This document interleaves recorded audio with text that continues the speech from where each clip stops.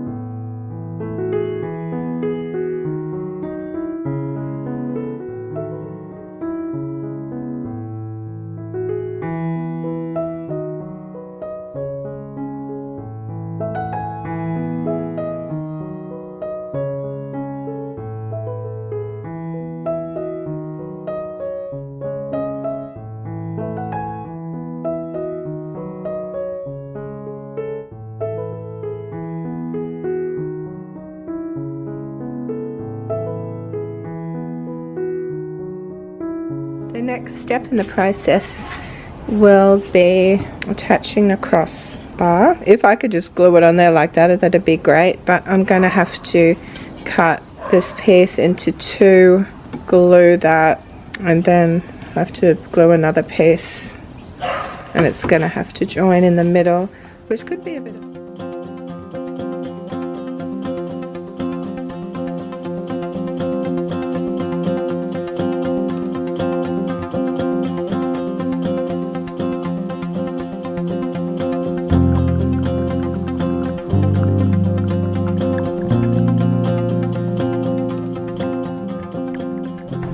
So I'm just marking the table, and I'm marking the sides so that when I stick the masking tape onto the wood and it's cut, I will know exactly which pieces go where. So this is the table 1, and that's side 1. This is side 2. I've marked the tape 2A, 2B, so I know where they'll go. And I'll do that to the other side. I'll mark that 3 and 4.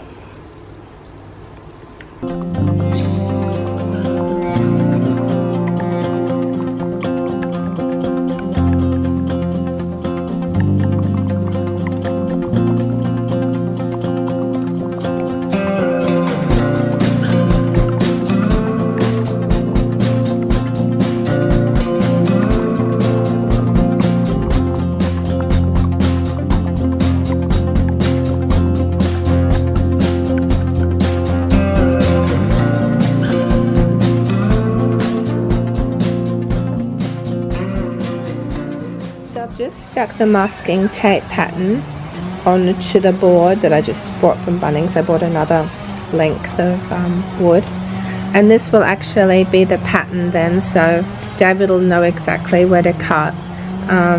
This is, so from here to here and from here to here will be like the two pieces that will go on one side. Step 1, wake up early, gonna rise with the sun. Step 2, get some good, some food in you. Step 3, think real hard about what you wanna be. Step 4, fuck everybody, just do your thing. Wake up, today's gonna be a good day. Wake up, today's gonna be a good day. Wake up, today's gonna be a good day. Wake up, today's gonna be a good day. Wake up, today's gonna be a good day. Good food, good mood, blood in circulation. One step at a time, yeah, that's how you make it. Set a goal you control and the steps you take them. I try to pick one thought, have some concentration. And if I make a mistake, it's called education. I try to do this every day, call it replication. Wake up, today's gonna be a good day. Wake up, today's gonna be a good day. This is the actual last one I did on the second table, and I think it's the best out of all of them. Ideally we should have had a mitre box, and actually we were in Bunnings before and David said we should have one of those, but I thought that if I just marked them properly it would be okay. It is a bit hard to cut them perfectly by hand or even with the circular saw. It's hard to get it exactly right, and I think some of them were a bit wonky, but you can see how they're not exactly straight, which I don't mind because they're even and I can just putty them up and they should be fine. I'll putty them and I'll sand them. Good morning guys, it's the next morning. I finished gluing yesterday the second crossbars, the individual ones, onto the side of the coffee table.